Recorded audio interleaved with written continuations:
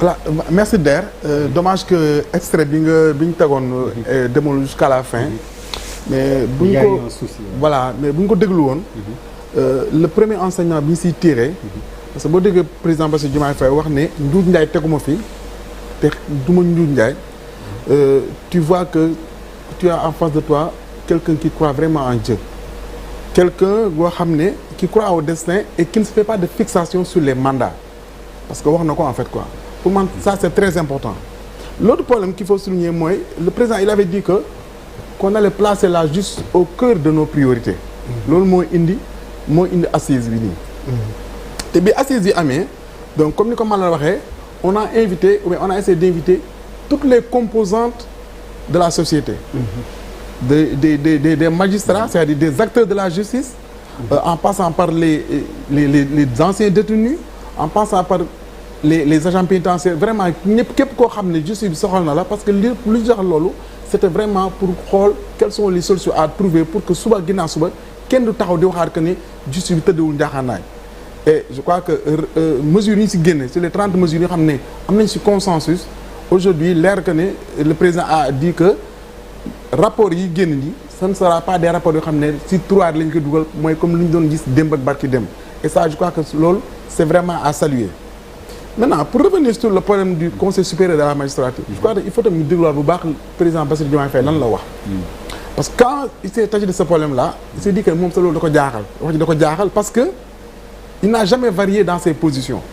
Maintenant ce qui s'est passé c'est que ce sont les magistrats eux-mêmes ñoom ñoo d'accord pour que le président de la République génn conseil supérieur de la magistrature.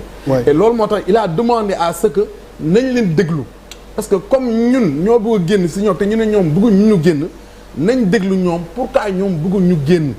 maintenant après bu ñu expliquer li tax bëgguñ génn fekkee nekkul loo xam ne convaincre nañ bu dee loo xam ne convaincre nañu on va rester mais bu dee loo xam ne loo xam convaincre ñu nag mais suñu décision initiale bi nga xam ne moom lañ jëloon mooy sortir du conseil supérieur de la magistrature cette décision là boobu moom la ñu appliqué ba léegi. je crois que loolu tam c'est très clair mais vouloir dire que ne def waxul ni oui ni non pour man nekkul sur logique boobu xam nañ kan moom ni oui ni non dans ce pays là vraiment ñun on n'est pas dans ça. oui non laisse-moi terminer mais Jarbaat. waaw mais Jarbaat xam nga en fait. Jarbaat xam nga le problème véritablement fan le situé c'est comme par rapport à la nomination au poste de directeur général. non par rapport non may ma dama lay wax c'est-à-dire il faut que quand même que nit ñi bu ñuy def ay campagne qu'ils travaillent bien leur programme pour ne pas après se dédire. Il faut prendre quand même des marges de prudence. Le président, je suis d'accord, il n'a pas dit qu'il tient à y être. Man mi fekke assise yi bokku ci. Ce ne sont pas simplement les magistrats qui ont demandé ça. Il y a aussi les organisations de la société civile qui ont demandé à ce qu'il y reste. Mais il y a des promesses pour man mirobolantes qui n'en valent pas la peine. Parce que c'est des questions techniques yoo xamante ne da nga war a laaj d'abord ni nga réunir pour man ni ngay réunir ay techniciens de la justice. ay acteurs de la justice pour dajale leen ñu waxtaanee assise noonu aussi booy tëgg sa programme tu dois prendre cette peine parce que aussi kaddu dafa am solo dans notre culture c'est-à-dire dans notre culture nous avons une culture de l'oralité. La parole donnée, kaddu gor. On n'a pas dit qu'il tient à y être. Maintenant, je peux continuer. Oui. Je peux continuer. Tu sais, quand booy tëgg sa programme en tant que candidat, oui, tu n'as pas la possibilité, comme ni ñu ko defee ci assise yi, de faire appel à tout le monde. Ouais. Il faut que ñu reconnaître. booy tëgg sa programme da nga koy tëgg ngoone xam ne li may wax. ak non en dehors ak sa gis-gis ak ñi nga xam ne ñoom ngay àndal parce que ñi ngay àndal y a aussi des techniciens du droit. Il y a des magistrats yi xam ne ñoo xam ne qui sont issus de Pastef ou bien de la coalition Diomaye Président. donc de la même manière ni mu amee ñoo xam ne bokkuñ ci coalition bi ou bien bokkuñ ci benn organisation politique te ñoo xam ne d'accord ruñ pour ñu retirer li nga wax y a pas de magistrat. non moo tax ma retiré j'ai corrigé. je veux dire de la même manière ñi xam ne am na ay magistrats yoo xam ne d'accord nañ si ñu am ci conseil supérieur de la magistrature am na ay magistrats yoo xam ne d'accord pour ñu nekk ci donc c'est ça. Oui. Maintenant l'un dans l'autre le dernier mot revient au président de la République et en tant que chef suprême des armées en tant que aujourd'hui président du Conseil supérieur de la magistrature moom mooy xool par rapport ak éléments yi ñu koy jox mu xool est-ce que c'est pertinent aujourd'hui pour sortir du Conseil supérieur de la magistrature ou de ne pas sortir du Conseil supérieur de la magistrature parce que li am ba des mooy man su ma bëggee yow nga indépendant su ma bëggee yow nga libre te yow nee nga ma yow bul génn donc il faut vraiment se poser des questions xam lan ak lan moo tax tey jii nga ne non man yow bul génn c'est ce que le président a dit et maintenant juste pour corriger par rapport li Ngoné wax Ngoné je crois que tamit j'ai l'habitude de dire il faut que nous qu'on comprenne la relation qui existe entre le procureur le ministre de la Justice et le Premier ministre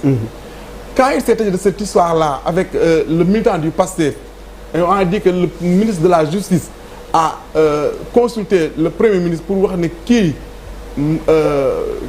kii militant PASTEF la dafa def lii et lii le Premier ministre Ousmane Sonko c'était dans une logique d'éducation pour nit ñi comprendre que ne li amoon li doon am démb ak barki démb dootul amati maintenant après comme je dis chacun est libre dafa une appréciation par rapport à ça. mais en le faisant il expose. non damay ñun il dévoile non attends. en le faisant il nous informe que son ministre est sous sa tutelle. mais demain. oui que demain ici.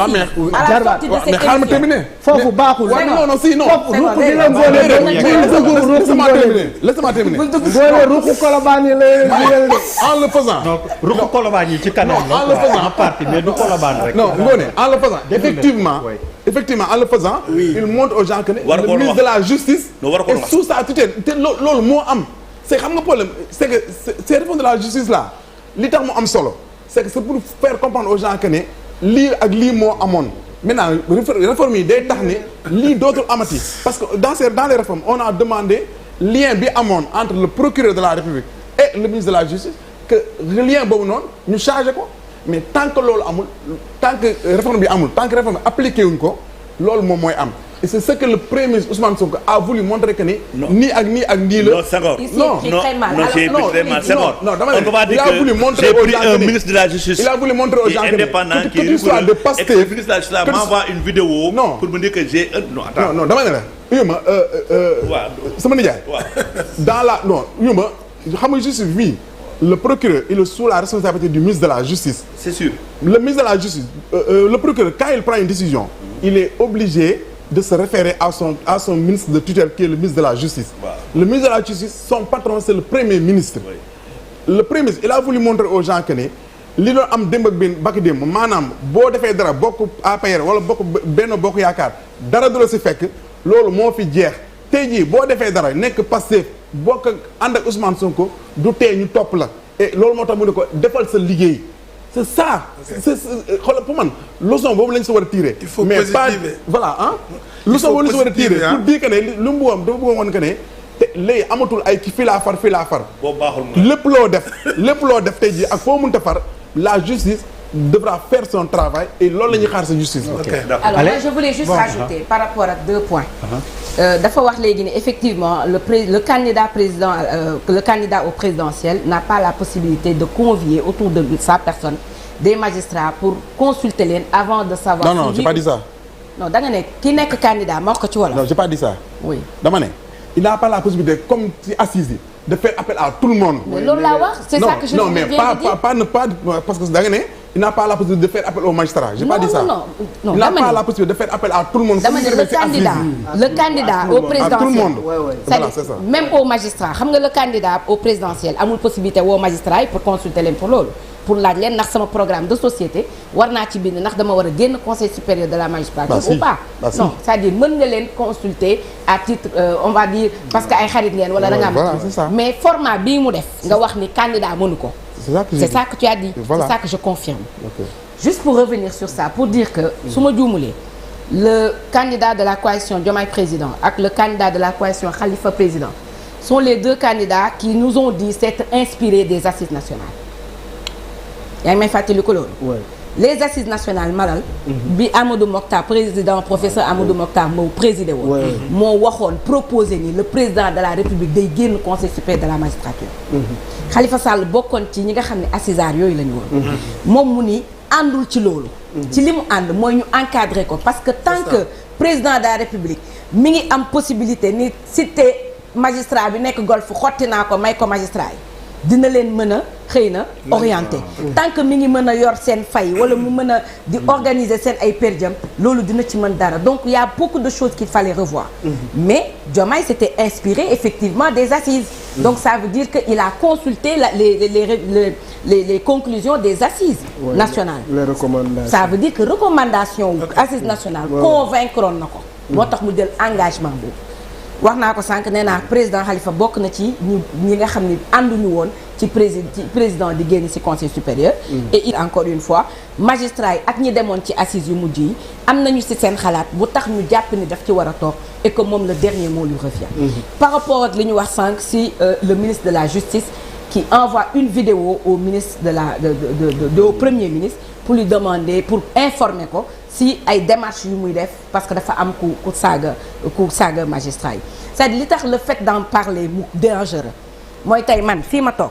mën naa fi def dérive mën naa wax loo xam ni délit d'opinion lañ ko jàppee mais buñ ma convoqué suba dama naan Ousmane Sonko moo ma convoqué je ne dirai jamais le procureur parce que moom moo ni day jot demande d'aval de validation ça veut dire que man suñ ma woowee suba dama naan Ousmane Sonko lañ ko yónnee. mais non laisse-moi man déggewuma ko noonu. non ni ko déggee laa ko déggee c'est-à-dire lui il a raison pour laquelle on a demandé à ce qu'on réforme la justice. c'est exactement ce que je dis demandé réforme la justice. xam nga Senghor sama première prise de parole dama ni. li ñuy am njott ñun di ko yaakaar ci li am ci conclusion 30 points yi di ko yaakaar ci application bi. mooy li Ousmane wax keroog Grand Théâtre du fi am te dootu fi am. Très bien. Le professeur daf ko wax léegi dafa ni dañu amoon ku am sañ-sañ jàkkaarloog ñun ni ñu dama jël sama contu teg ko ci ay dossier ñu ni loolu waratu fi amati. noonu la waratulee am que ñuy laaj premier ministre accord am pour poursuivre quelqu'un bu ñu jàpp ni dafa def délit. C'est-à-dire outrage à magistrat le ministre de la justice n'a pas besoin de l'aval de Ousmane pour savoir que c'est un délit. Oui mais Ngoné foofu it. tant que la réforme n'est pas appliquée foofu it mais grand non jàmbaat. ñaata yoon lañ fi jàpp nit outrage à magistrat. tant que la réforme n'est pas appliquée. buñ ma jàppee suba ma ne Ousmane. non oui moom Moulay ay tamit mais Ngoné foofu it on peut dire.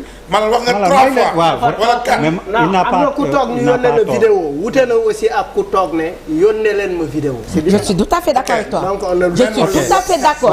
C'est-à-dire c'est même pas Ousmane le problème. Le problème c'est le ministre qui demande son accord. Très bien. C'est parce que tant que la réforme n'est pas appliquée noonu lay demee. C'est pourquoi on demande mais lan mooy loolu. mais c'est grave ça. non mais parce que tu l'as non. mais non dama ne. Sénégal procédure ñooy procureur qui dépend du ministre de la justice. D'accord Senghor dégg nañ la du ministre du premier ministre. Procureur bu jël décision il se réfère à son ministre. loolu moo am. c'est vrai qu'il y a cet éternel débat ni ma koy woowee. comment bon faut-il couper le cordon ombilical moom passé nañ ko sax. c'est peut-être comment le faire entre la chancellerie li mu wax.